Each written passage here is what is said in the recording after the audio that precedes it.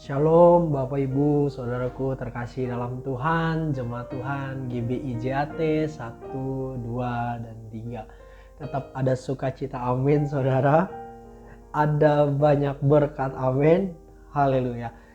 Apapun yang terjadi dalam hidup ini, saya yakin sukacita dan damai yang Tuhan berikan kepada kita tidak dipengaruhi oleh keadaan apapun, amin. Haleluya saudara.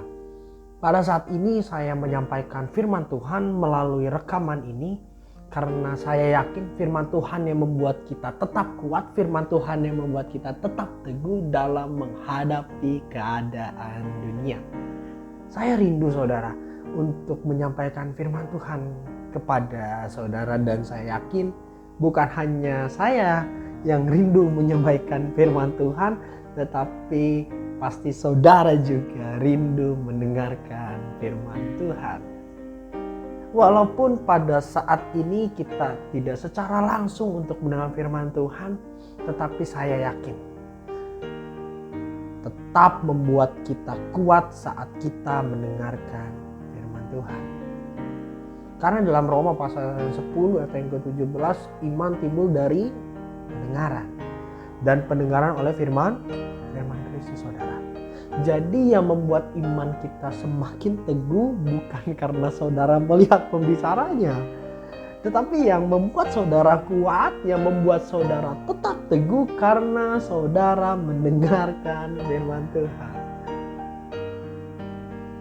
Dan pasti saudara tahu ya, suara siapa yang sedang saudara dengar gitu.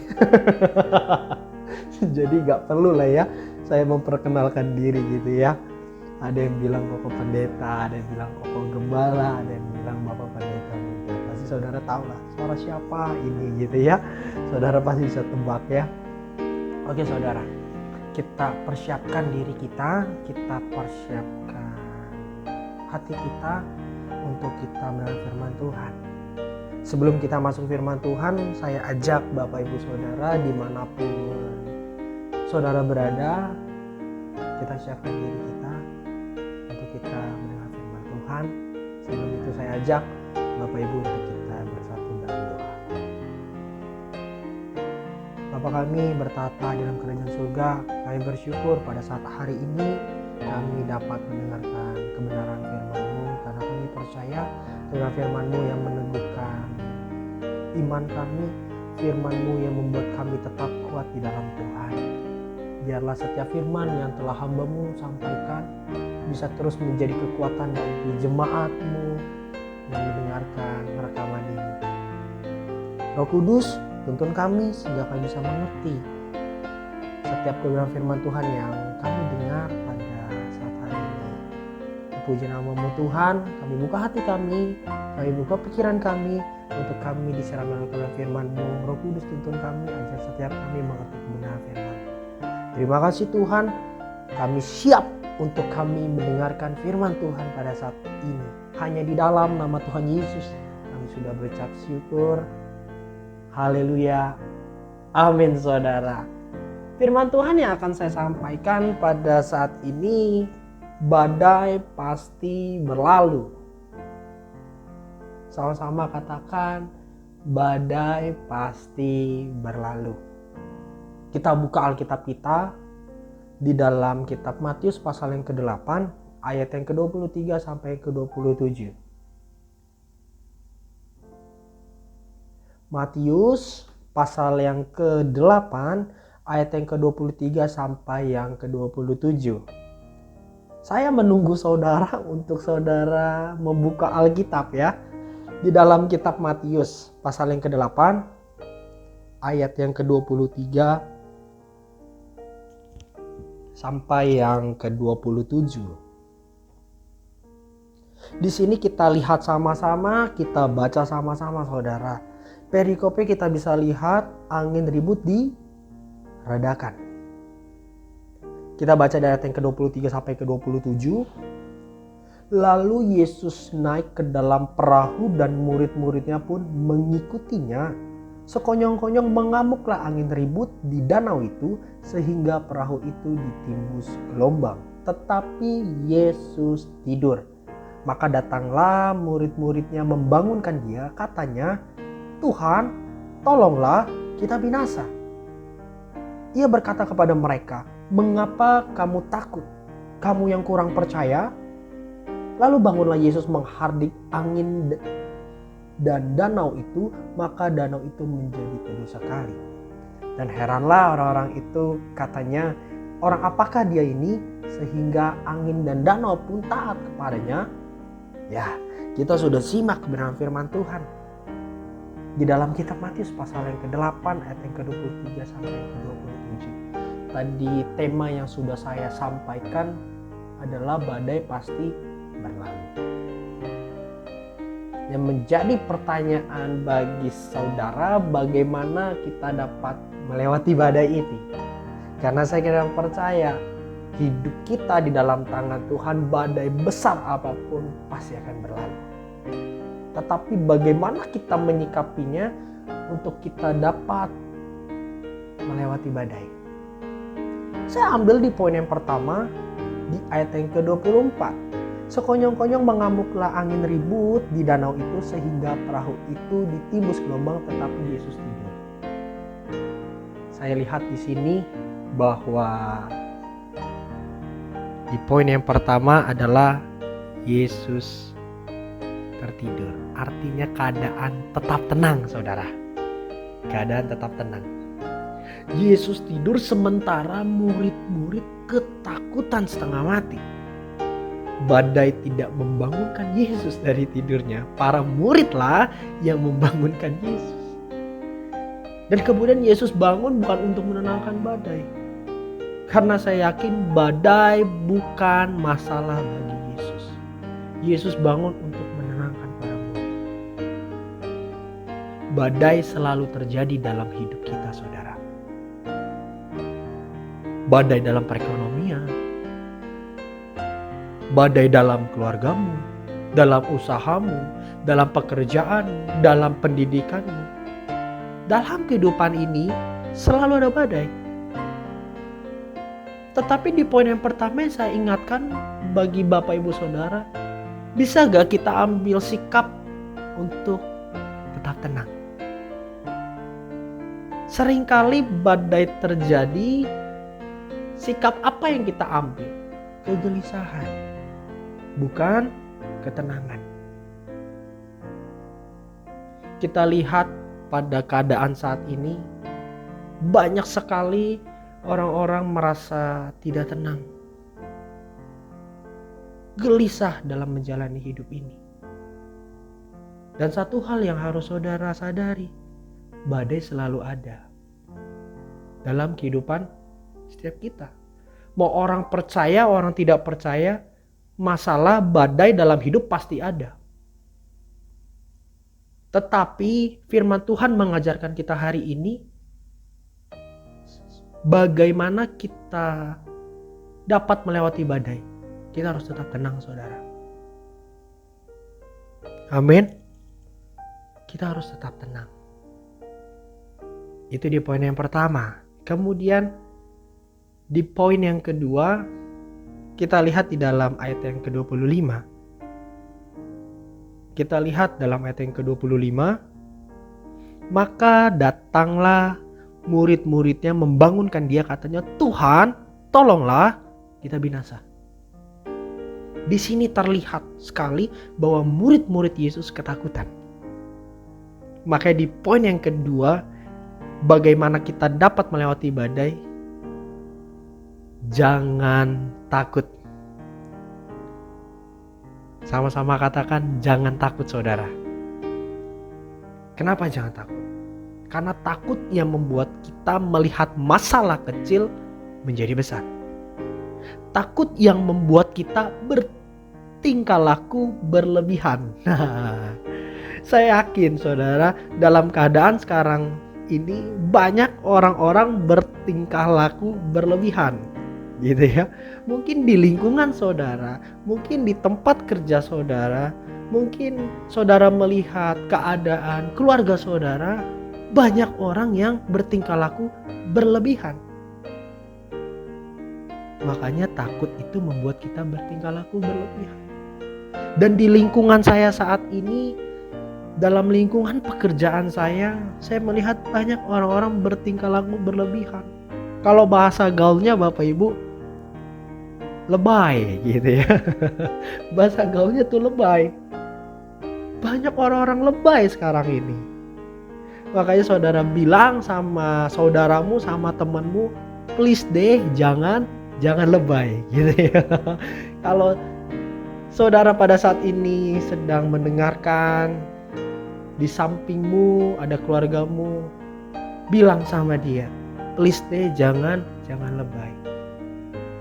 Kalau saudara lihat bahwa ada beberapa rekanmu, saudaramu yang bertingkah laku berlebihan, bilang, please deh jangan lebay saudara. Iya. Nah, suatu cerita yang terjadi pada minggu lalu, saya survei di daerah Bogor. Saya bangun pagi, berangkat pagi sendiri, bawa mobil ke daerah Bogor untuk survei pekerjaan. Dan pada saat-saat sekarang ini pasti untuk masuk ke dalam suatu tempat pasti dicek suhu gitu ya. Pasti kita dicek suhu. Dan kemudian saya sampai di sana, saya dicek suhunya. Dan sebelum saya dicek suhunya, di situ ada formulir lah yang tertulis bahwa saudara pada saat hari ini sakit atau tidak, demam atau tidak, pilek, sesak nafas dan lain sebagainya. Ya saya checklist dong, tidak.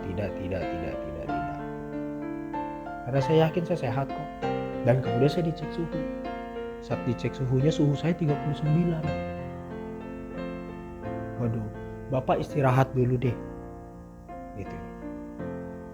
Udah, kira beberapa menit, 10 menit dicek suhu lagi, turun 38,5. Beberapa menit lagi dicek lagi, naik 38,9.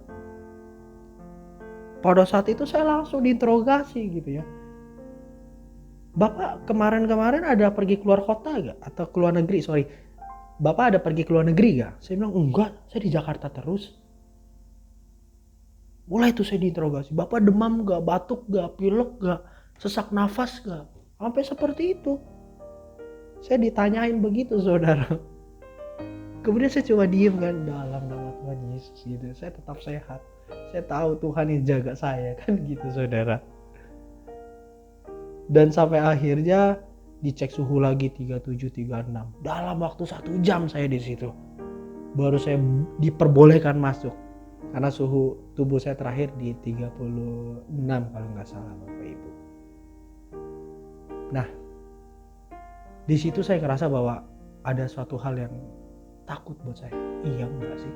Bener gak sih? Sampai begitu saudara. Tapi saat itu terjadi, saya diingatkan oleh firman Tuhan di dalam kitab Ayub pasal 3 ayat yang ke-25. Karena yang kutakutkan itulah yang menimpa aku, dan yang kucemaskan itulah yang mendatangi aku. Makanya saat itu saya klaim, Tuhan aku tidak takut. Aku percaya Tuhan yang memberikan kesehatan, Tuhan yang melindungiku, Tuhan yang menjagaku. Seringkali orang takut gitu ya. Orang gak sesak kok, kayaknya sesak ya. Demam gak sih ya? Demam gak sih? Gitu ya. Bapak Ibu saudaraku ya pada saat ini merasakan hal itu, saya ingin sampaikan bahwa kita jangan takut. Karena ketakutan itu yang membuat kita bertingkah laku berlebihan. Karena kita takut itu, masalah kecil menjadi besar. Yang sebenarnya tidak perlu dipermasalahkan menjadi masalah. Karena kita takut Bapak Ibu. Itu di poin yang kedua. Tadi poin yang pertama, bagaimana kita dapat melewati badai, kita memiliki sikap yang tenang, kemudian kita jangan takut. Kemudian di poin yang ketiga adalah jangan ragu. Nah, di sini kita lihat di dalam ayat yang ke-26, ia berkata kepada mereka, ia di sini adalah Yesus. Yesus berkata kepada mereka, mengapa kamu takut? Kamu yang kurang percaya. Lalu bangunlah Yesus menghardiki angin dan danau itu, maka danau itu menjadi tenang sekali. Kenapa di poin yang ketiga ini saya berikan jangan ragu? percaya kepada Tuhan membuahkan ketenangan. Amin. Amin saudara. Percaya kepada Tuhan membuat kita dapat tidur nyenyak di tengah badai masalah. Amin. Amin. Seperti yang terjadi dalam ayat yang kita baca. Gelombang besar, angin ribut, Yesus tertidur. Yesus terbangun bukan karena ada badai itu. Yesus bangun karena dibangunkan oleh murid-muridnya. Makanya saya yakin Bapak Ibu, masalah badai terjadi dalam kehidupan kita pasti ada. Tetapi kalau fokus kita, percaya kita kepada Tuhan, saudara dapat tidur nyenyak. Percaya deh. Seringkali kenapa yang membuat kita sulit tidur? Karena kita pikirin masalah itu. Entah masalah itu besar atau kecil. Tetapi kalau kita percaya kepada Tuhan, kita bisa tidur nyenyak saudara. Makanya saat saudara mengalami masalah, ada di dalam tengah badai, berdoalah kepada Tuhan sebelum saudara tidur. Aku percaya kepada Tuhan, aku serahkan semua ke dalam tangan Tuhan. Pasti saudara akan tidur dengan nyenyak. Amin. Tuhan yang memberikan ketenangan, Tuhan yang memberikan rasa damai bagi Bapak Ibu Saudara semua. Nah, Bapak Gembala Sidang kita, Pendeta Lisalim Alek, yang selama ini beliau nyanyikan adalah Yesus Jurumudiku. Ingat ya saudara ya. Bapak Gembala Sidang hampir setiap minggunya dalam jam-jam ibadah menyanyikan lagu ini sebelum terjadi adanya virus corona ini. Lagu ini kita nyanyikan sebelum pemerintah membuat keputusan untuk masyarakat tetap di rumah. Dan saat saya mempersiapkan firman Tuhan ini, saya sungguh yakin bahwa Tuhan menitipkan lagu ini melalui Gembala Sidang kita kepada kita semua saudara. Bahwa kita harus menyadari bahwa Yesus adalah jurumudiku. Di bagian ref yang biasa kita nyanyikan bersama di gereja, badai dan gelombang menerpa kapalku, Yesus engkau jurumudiku. Nah itu dia. Ku tak akan tenggelam, ku tak akan goyah, Yesus menopang hidupku. Yang harus saudara sadari, kita hidup dalam sekarang ini seperti kita di dalam kapal. Yesus yang menjadi jurumudi dalam hidup kita saudara. Saat kita menjadikan Yesus jurumudi kita, saya yakin dan percaya kita tak akan tenggelam. Kita tidak akan pernah sedikit pun goyah. Dan di dalam poin yang ketiga ini, jangan ragu, tetaplah saudara, iman kepercayaan kita jangan sampai membuat Yesus bertanya kepada kita. Seperti yang terjadi firman Tuhan yang telah kita baca. Mengapa kamu takut, kamu yang kurang percaya? Ini menjadi sebuah pukulan yang besar bagi setiap kita. Tetapi saya kena percaya, kalau kita percaya sungguh-sungguh kepada Tuhan menjadikan Yesus jurumudiku, maka kita akan tetap tenang. Maka kita tidak takut. Maka kita tidak sekecil apapun membuat kita goyah. Hal apapun terjadi, kita tidak akan ragu.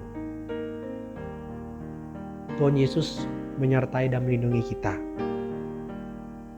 Dan saya memberikan pesan bagi Bapak Ibu Saudara yang WFH, yang bekerja di rumah, bekerjalah dengan baik. Yang sekolah buat teman-teman, belajar dengan baik di rumah. Yang diberikan kesempatan untuk bisa melakukan di rumah, tetap di rumah. Dan bagi Bapak Ibu Saudaraku yang harus tetap bekerja di luar rumah seperti saya, sekarang posisi saya pun lagi di luar kota, Saya harus bekerja di luar rumah, di lapangan. Tetap jaga kesehatan kita, karena saya yakin dan percaya Tuhan Yesus selalu menyertai kita. Amin. Kenapa kita harus bertanggung jawab sih dengan menjaga kesehatan? Contohnya seperti ini, Bapak Ibu Saudara. Seperti saudara mempercayakan sebuah tanggung jawab kepada anakmu, dikasih modal buka bisnis, malah dipakai buat foya-foya. Akhirnya buat gaji karyawan dan tagihan listrik, tagihan air nggak bisa kebayar. Saya cuma bilang itu artinya tidak bertanggung jawab. Sama halnya, saudara mendengarkan rekaman ini dalam keadaan sehat, itu karena pemberian Tuhan. Dan apa tugas saudara dan saya? Harus tetap menjaga kesehatan. Semuanya saudara, apapun yang Tuhan berikan kepada kita saat ini, keluarga, suami, istri, berkat, pekerjaan, usaha, dan kesehatan pun, kita harus bertanggung jawab atas pemberian Tuhan. Amin. Inilah firman Tuhan pada saat ini, badai pasti berlalu. Tetap tenang, jangan takut, dan jangan ragu. Demikianlah firman Tuhan yang saya sampaikan. Saya sebagai hamba Tuhan rindu sekali untuk dapat bertemu saudara kembali dalam jam-jam ibadah kita. Biarlah di waktu yang akan ditentukan kembali untuk kita bisa dapat berjumpa kembali di gereja, membuat saudara dan saya semakin giat dan berapi-api untuk datang kepada Tuhan. Tuhan Yesus mengasihi saudara, dan saya pun sebagai hamba Tuhan mengasihi saudara. I love you all. Tetap jaga kesehatan. Tuhan Yesus menyertai, menjaga, dan melindungi. Amin. Tuhan memberkati.